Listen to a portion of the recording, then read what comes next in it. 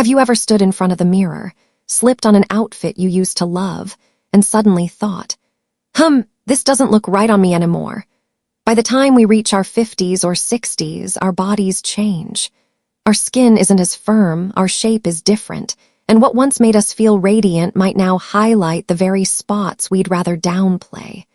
That comfy pair of shoes you used to adore, they might now make your whole look feel a little too casual, even sloppy. And instead of feeling confident, you catch yourself thinking, I look heavier, older, all because of a few small details in what you're wearing. I know that feeling all too well. Most of my clients, women in their 50s and 60s, have gone through the exact same thing. At this stage in life, we don't care about chasing loud, flashy trends anymore. We're not trying to prove that we're still young with glitter or neon colors. What we truly want is a style that reflects who we are now, grounded, graceful, but still full of life. But here's the catch. Many of the go-to pieces we've worn for years, the ones that feel comfortable or familiar, can actually hold us back. They might have been fun or trendy once, but now they can take away from the elegance we're aiming for, leaving us looking less polished than we deserve. In this video, speaking as a fashion designer who works specifically with women over 50 and 60, I'll walk you through 6 items to avoid, and more importantly, what to wear instead. Because fashion isn't just about clothes. It's about how you enter a room, how you carry yourself, and how you smile at your reflection knowing you're seeing the very best version of you. So, are you ready to discover the little style shifts that can completely change the way you look and feel after 50? Let's dive in. And we'll start with something very familiar, the slogan tee and loud graphic prints.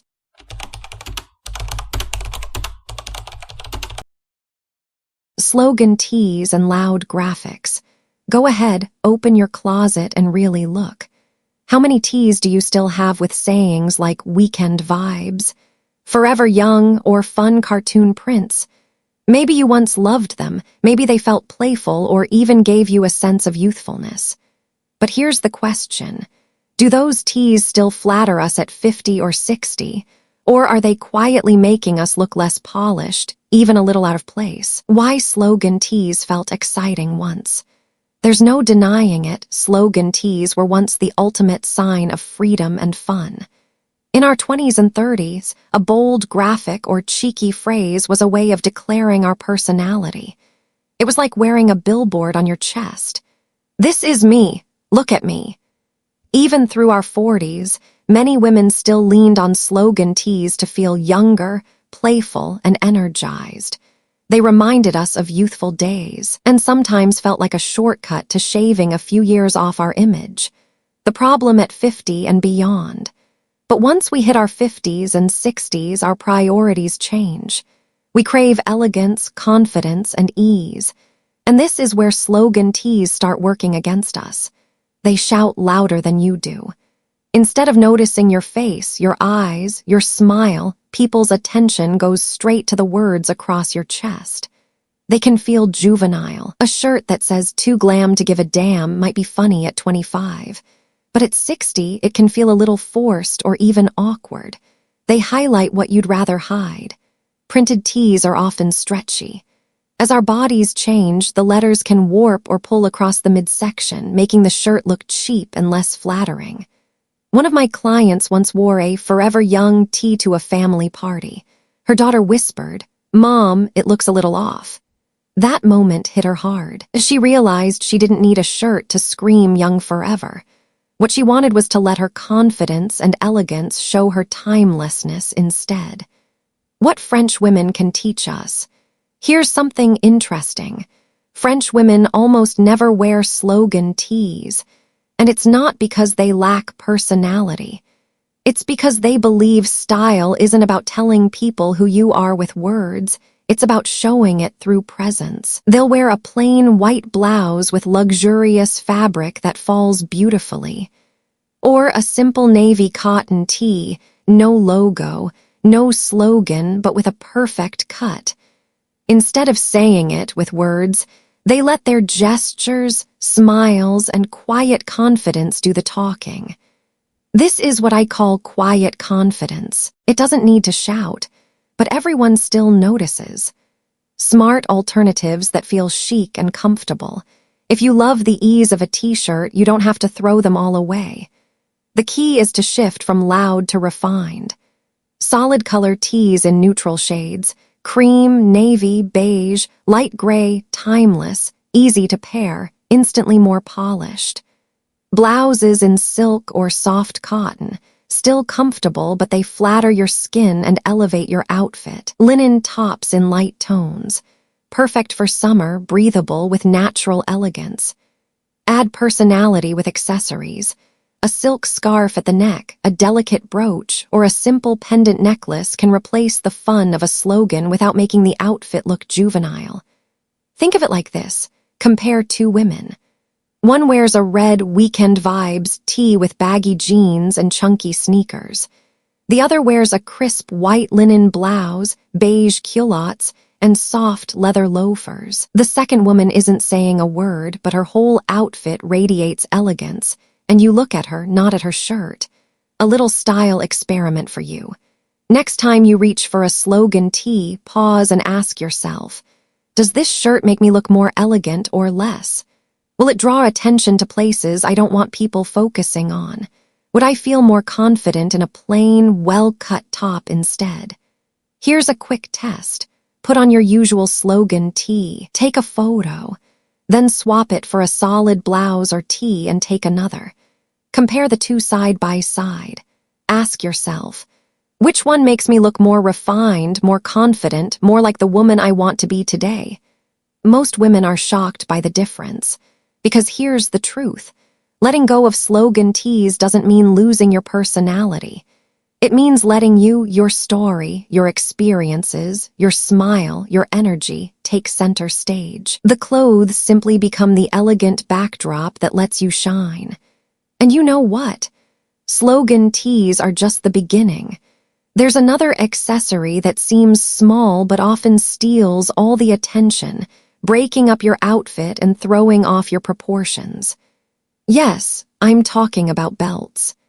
In the next section, we'll talk about how to choose belts that flatter your body after 50 without overpowering your style.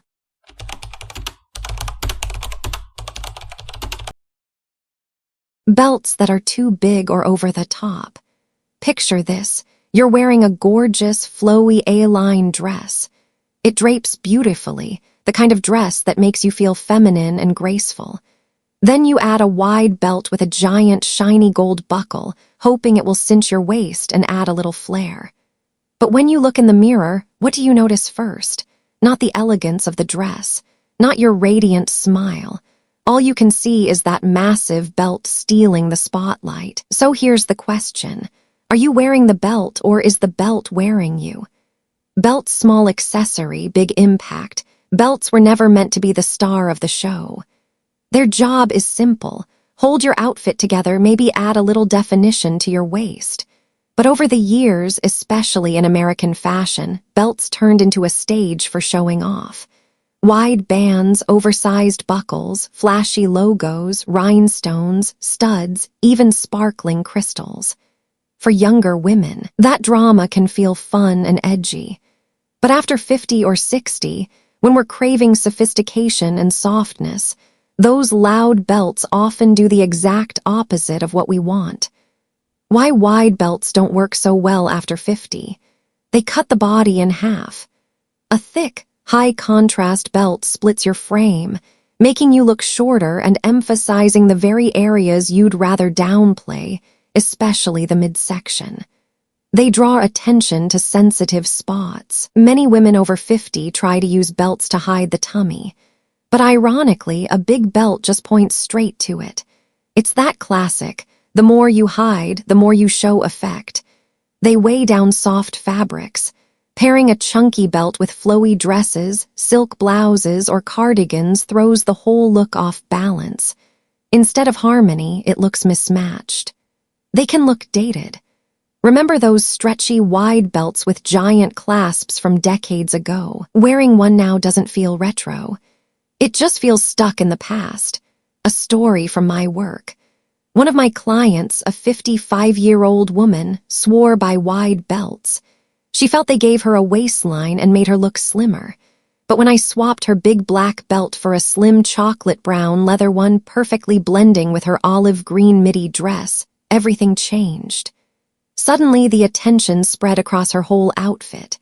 She looked taller, softer, more elegant. Best of all, she said, I don't feel like people are staring at my stomach anymore. What French women do differently. French women do wear belts, but they treat them as a quiet detail, never the main event. They choose slim leather straps with small, understated buckles. They match the belt color to their pants, dress, or blazer so it blends seamlessly. They use belts like a button that ties an outfit together, not like a billboard shouting for attention. That's the difference. The belt never wears them. They always wear the belt. Smarter belt choices for women over 50. Go slim or medium width. 1. 5 inches is ideal. Enough to shape the waist, not enough to overpower. Stick with classic colors, black, brown, camel, or a shade that matches your outfit for a long, lean line. Choose refined materials, smooth leather, suede, or woven fabric. Skip the big logos and bling. Style with intention. A slim belt over a midi dress equals clean, graceful definition. A narrow belt with tucked-in blouse and trousers equals legs look longer. A soft blazer with a thin belt tied gently at the waist equals subtle, feminine shape. A little experiment for you. Take one of your go-to outfits, maybe a shift dress or trousers with a blouse. First, wear it with your wide, bold belt and snap a photo. Then swap in a slim, tone-on-tone belt and take another picture. Put the two side by side and ask yourself, do I want people to notice the belt, or do I want them to notice me? Most women are surprised by how much lighter, taller, and more polished they look with the simpler option. Wrapping up and moving forward. Belts aren't the enemy. It's how we choose them and how loudly they speak that shapes our whole image. At 50 or 60, we don't need accessories that scream, look at me. What we need are details that whisper, I'm confident, I'm elegant, I know who I am. And this same idea applies to another everyday item, one we literally can't live without: shoes. Because let's be honest, some of the super comfortable shoes we rely on are secretly sabotaging our style. In the next part, I'll show you why the wrong shoes can undo your entire outfit and how to find pairs that feel just as good as they look.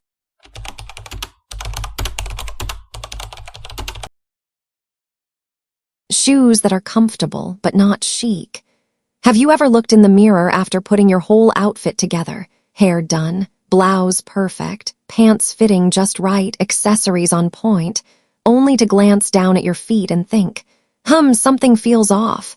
Yep, shoes can make or break the entire look. And the truth is, the very pairs we think are the most comfortable are often the biggest culprits. Why women over 50 often choose extra comfy shoes. By the time we reach our 50s or 60s, our feet aren't what they used to be. Joints ache more easily, arches flatten, and things like heel pain, tendinitis, or bunions become very real. So naturally, comfort becomes priority number 1. I can't tell you how many clients have told me, I don't care if the shoes are cute anymore as long as they don't hurt. And I get it. But that's exactly where the mistakes creep in. We reach for shoes that are too bulky, chunky sneakers with thick soles, too practical Velcro sandals, foam slides, too casual house slippers that somehow make it out of the house. Sure, they're easy to walk in, but the price we pay is throwing off the balance and elegance of our whole outfit. The problem with too comfortable shoes, they ruin proportions. Big, heavy sneakers or clunky soles make legs look shorter and the body heavier, especially noticeable if you're on the petite side. They look sloppy. Velcro sandals, foam flip-flops, or sporty slides read more quick grocery run than polished woman out for the day. They distract from everything else. You can wear the most beautiful dress or tailored suit, but if the shoes scream cheap or out of place, that's what people remember. They hurt your confidence. When you know your shoes look off, it's hard to walk tall and feel truly put together. A real client story. I once worked with a 62-year-old client who loved pairing midi dresses and blazers, a stunning, age-appropriate style. But she always wore them with chunky white sneakers with a 2-inch sole. She thought they made her look youthful and were so comfy. The result? The lower half of her outfit felt heavy, and instead of chic, it read more like student on her way to gym class. When I suggested swapping them for a pair of soft brown leather loafers with a small 1-inch heel, the transformation was instant. She looked taller, lighter, more polished. She actually said, "I feel like a Parisian woman now." How French women choose shoes. Once again, the French remind us that less is more. They don't chase every shoe trend, but they don't sacrifice style either. They choose streamlined, elegant shapes, neutral colors like black, brown, beige, or navy, low, walkable heels, not sky-high, not totally flat, quality materials like supple leather, suede, or structured canvas. It's all about balance, comfort, and refinement. Smarter shoe swaps for women over 50, soft leather loafers, dressy enough for work, comfy enough for errands. Pair with trousers, dresses, or even jeans. Structured ballet flats, not the flimsy kind, but leather or suede flats with support and shape. Feminine and polished. Low-heeled ankle boots, 1-1, 5 inches. Elongate the leg, add sophistication, and stay comfortable all day. Minimalist sneakers. Go for slim soles, monochrome colors, white, beige, gray. Skip the neon logos and giant platforms. Strappy, elegant sandals. Thin straps, low heel, breezy for summer but far from sloppy. Smart shopping tips. The 3-color rule. Own at least 3 pairs in different neutrals, black, brown, and beige. They'll match almost everything. Low heel, not flat. 1-2 inches is the sweet spot for posture and comfort. Rounded or almond toes. They flatter the foot better than square, chunky shapes. Quality over quantity. 1 good pair of real leather shoes will outlast 5 cheap pairs and always look better. A quick experiment. Tomorrow, when you're getting dressed, swap your usual comfy pair for something sleeker. If you normally wear chunky sneakers, try loafers or slim-sole sneakers instead. If you usually slip on foam flip-flops, try ballet flats or a strappy sandal. Take 2 full-length photos, one in the old pair, one in the new. Compare them side by side. I promise you'll see yourself looking taller, lighter, and more put together. Wrapping up this section. Shoes aren't just foot protection. They shape your walk, your posture, and your presence. At 50 or 60, you deserve shoes that are as comfortable as they are elegant. Because when you're in the right shoes, you don't just walk, you glide. And speaking of gliding, let's look upward. There's another wardrobe staple that can elevate your style or completely overwhelm it. The blazer. In the next part, we'll talk about why stiff, boxy blazers can work against you, and how to choose softer, more flattering ones that bring out your best.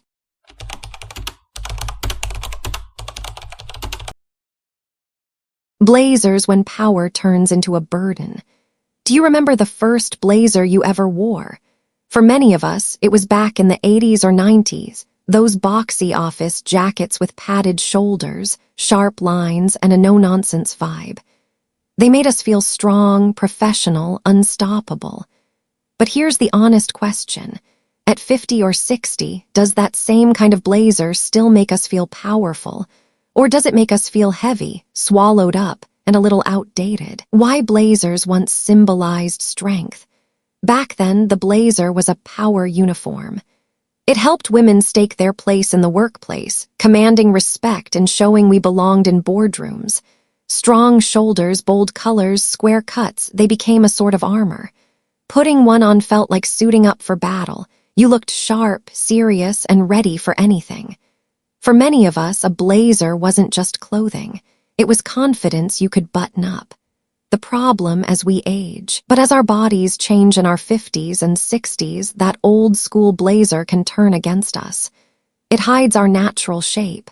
Instead of flattering, stiff cuts turn the body into one big block. It feels heavy. Thick fabrics and rigid tailoring don't move with us. They weigh us down, literally and visually. It strips away femininity. At this stage, we don't need giant shoulder pads to prove our strength. What we crave is softness, elegance, and quiet confidence. It can look dated. Boxy cuts, neon colors, exaggerated shoulders, trends that scream another era. A client's transformation. One of my clients, a 58-year-old executive, had worn classic black power blazers her whole career. To her, they meant business. But from the outside, they made her look shorter, swallowed her neck, and dulled her presence. When I introduced her to a lighter beige linen blazer, softly tailored, with a slight waistline and 3/4 sleeves that revealed her elegant wrists, the transformation was incredible. She looked fresh, modern, and still professional. She told me, "I don't feel like I have to prove anything anymore. This jacket lets me just be myself." What French women do differently. In French wardrobes, blazers look very different. Fabrics are lighter. Linen, soft wool blends, or cotton. Cuts are relaxed, following the body, not fighting it. Shoulders are natural, no bulky padding. Colors are subtle, camel, navy, soft gray, ivory, sometimes pastel. They style blazers beyond the office, with jeans, midi skirts, loafers, even simple sneakers. For them, a blazer isn't armor. It's a versatile layer that supports the woman, never overwhelms her. Smarter blazer choices for women over 50. Go for softer fabrics, linen, lightweight wool, cotton blends that drape instead of constrict. Skip the boxy cuts. Look for gentle tailoring, a little waist shaping. Show your wrists. 3/4 sleeves or rolled cuffs instantly lighten the look. Stick with timeless colors.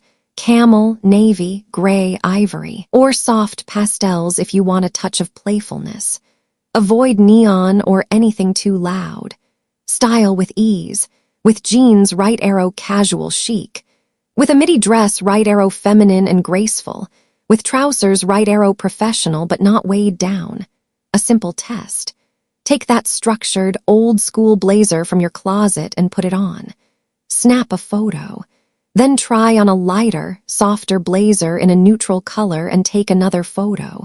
Compare them side by side. Ask yourself, which version of me looks more natural, more comfortable? Which one feels like the real me? Chances are you'll see that a softer blazer doesn't make you look weaker. It lets your inner strength shine without trying too hard. Wrapping up this section, a blazer isn't just a jacket. It's a statement about how we see ourselves. At 50 or 60, we don't need heavy armor anymore. We need clothes that move with us, highlight us, and let us take center stage. And if the blazer sets the tone on the outside, there's one accessory that speaks for us everywhere we go, our handbag. In the final section, we'll dive into how the right bag can elevate your whole look, and how the wrong one can weigh you down.